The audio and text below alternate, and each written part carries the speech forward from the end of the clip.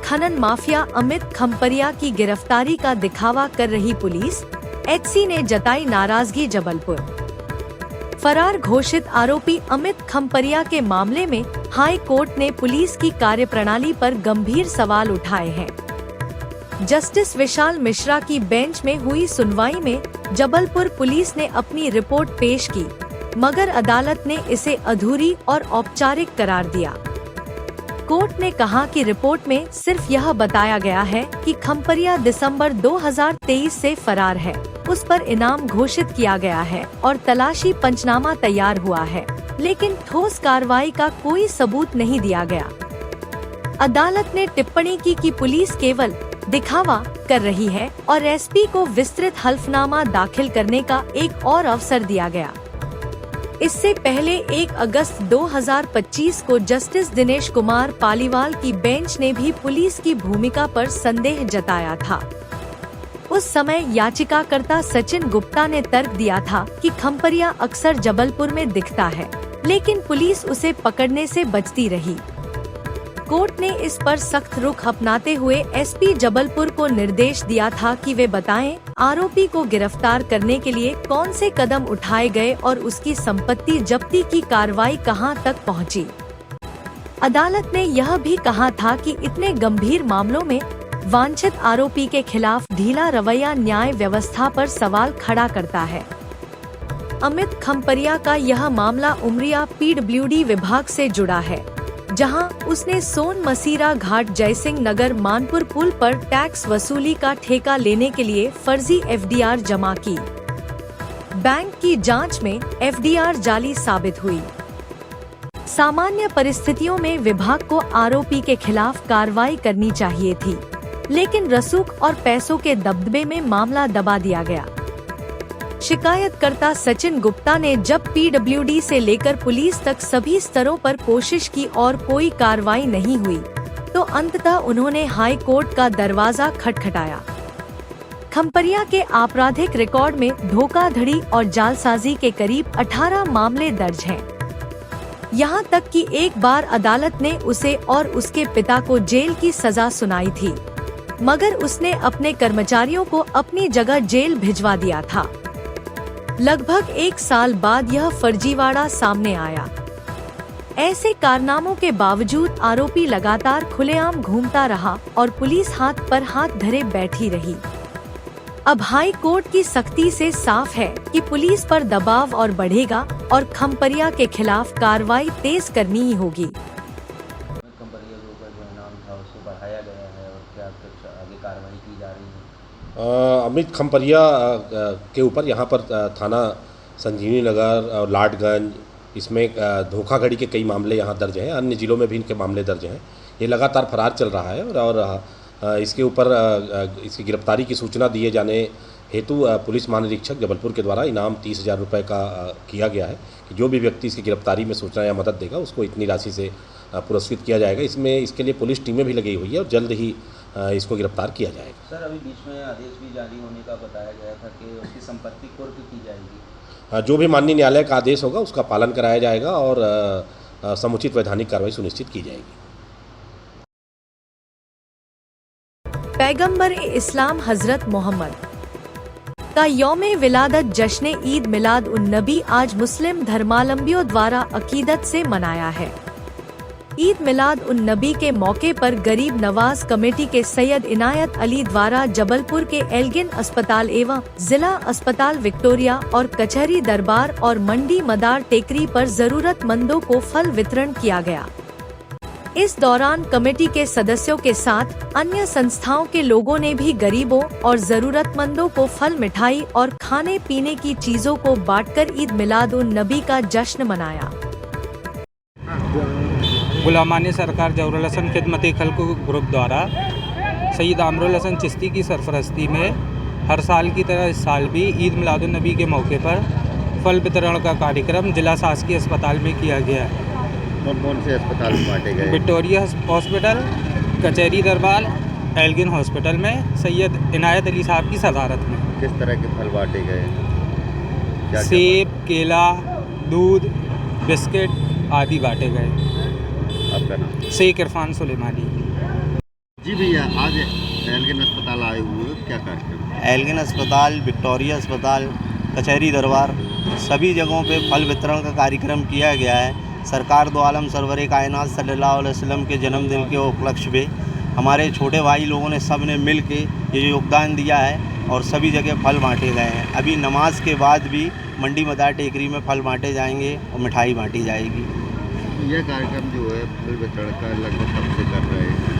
ये हर साल ही करते चले आ रहे हैं। अभी इस कार्य को करते हुए हम लोगों को 35 साल हो गए हैं।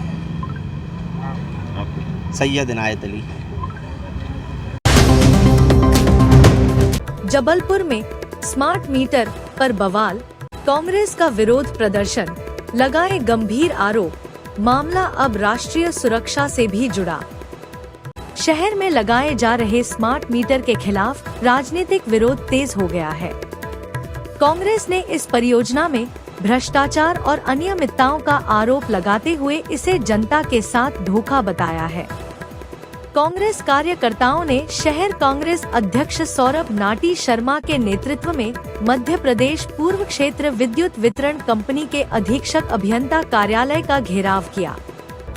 प्रदर्शन के दौरान कार्यकर्ताओं ने प्रतीकात्मक रूप से 1 मीटर को तोड़ा और जलाया और मांग की कि जब तक उनके सवालों का संतोषजनक जवाब नहीं मिलता तब तक स्मार्ट मीटर लगाने का काम बंद किया जाए।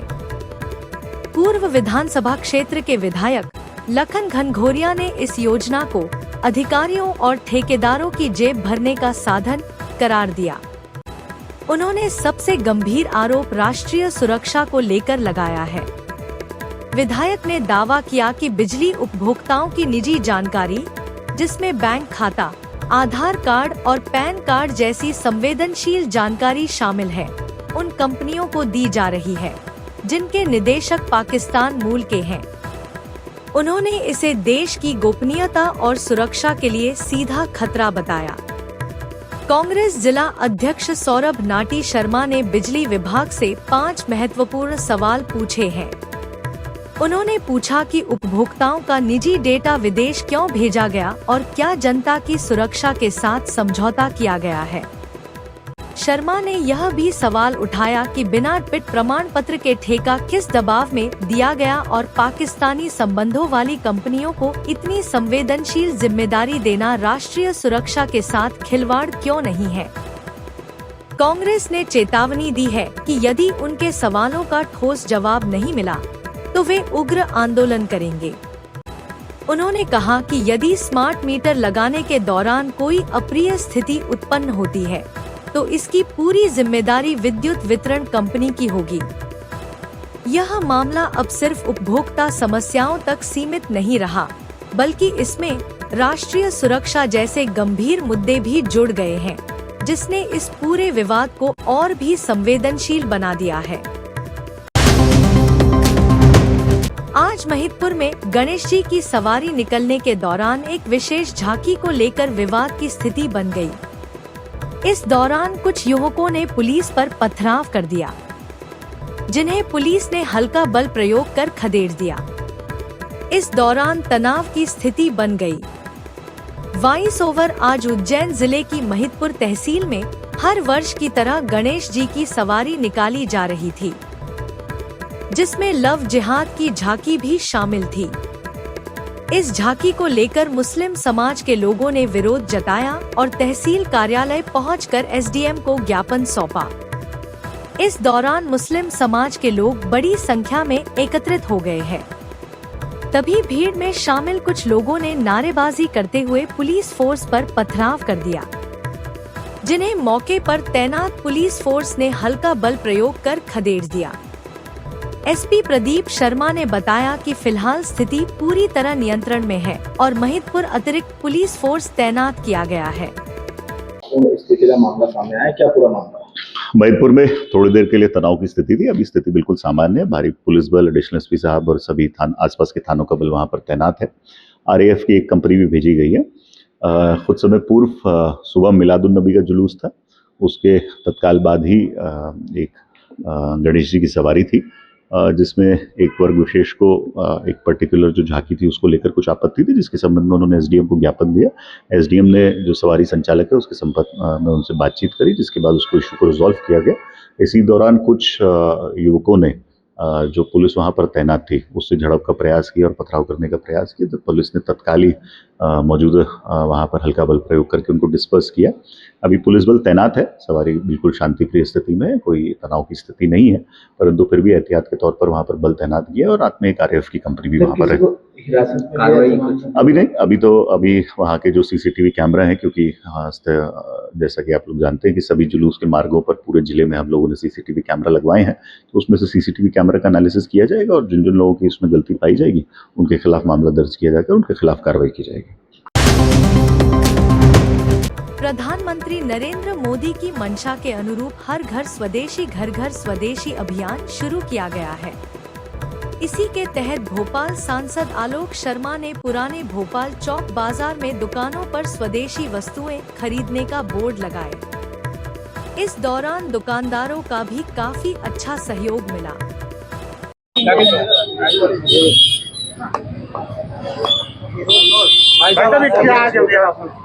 देखिए, ये स्वदेशी सिर्फ शब्द नहीं है, ये एक संकल्प है, ये विकसित भारत का मंत्र है।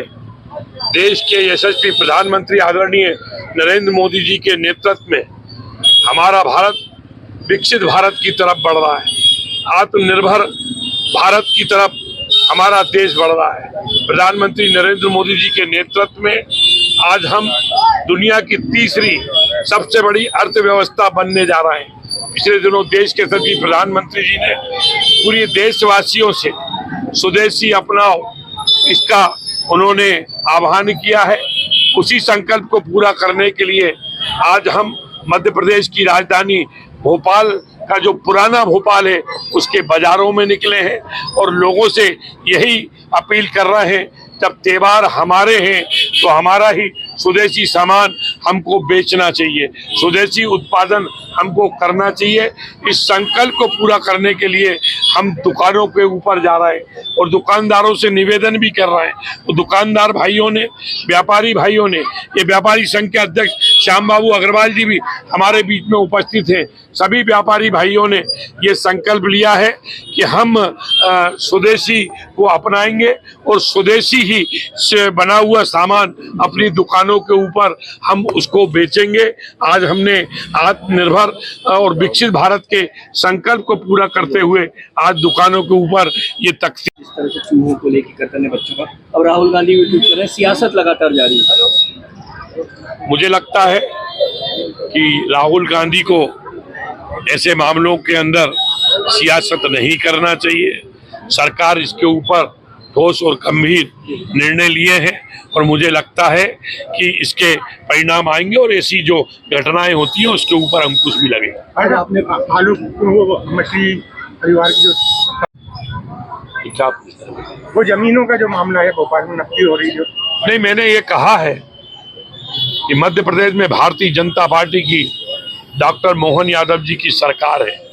कोई भी कितना बड़ा गुंडा हो, बदमाश हो, पहलवान हो, अब वो सरकारी जमीनों के ऊपर कब्जा नहीं कर पाएगा। अगर जो कब्जे हैं, चांद पे सारे कब्जे सामने आ रहे हैं। मैंने ये कहा है कि उनको तो पकड़ा ही गया है, उनके ऊपर तो कार्रवाई हो ही रही है, पर वो कौन से अधिकारी हैं, कौन से एसडीएम है, कौन तहसीलदार था उस समय, कौन आरआई था, कौन पटवारी था, जिनके समय इतनी 100 एकड़ 150 एकड़ जमीन के ऊपर कब्जे हुए हैं, उनकी भी जांच होना चाहिए और जो अधिकारी दोषी हैं उनके ऊपर भी कार्रवाई और उनके ऊपर भी जवाबदेही फिक्स होना चाहिए। देखिए, मैं भोपाल का बेटा हूँ, भोपाल की जनता ने मुझे सांसद के रूप में निर्वाचित किया है। प्रधानमंत्री जी ने स्वदेशी अपनाओ, स्वदेशी उत्पादों को बढ़ावा देने की बात कही है। आज हम बाजार में निकले हैं, हम स्वदेशी सामान को ही खरीदेंगे, स्वदेशी सामान को ही हम उत्पादन करेंगे और स्वदेशी सामान ही बेचेंगे। तो आज मैंने स्वयं स्वदेशी जो उत्पाद हुआ है उस कुर्ते को, कपड़े को भी मैंने खरीदा और आने वाले समय में मैं भोपाल वासियों से, प्रदेश वासियों से, देशवासियों से यही निवेदन करना चाहता हूं कि हम हमारे देश को बहुत आगे ले जाना चाहते हैं। इसलिए प्रधानमंत्री जी का जो पंचवाक्य है, देशी उत्पादकों को बढ़ावा देने का, देशी सामान खरीदें, देशी सामान बेचें, उसको इससे बल मिलेगा।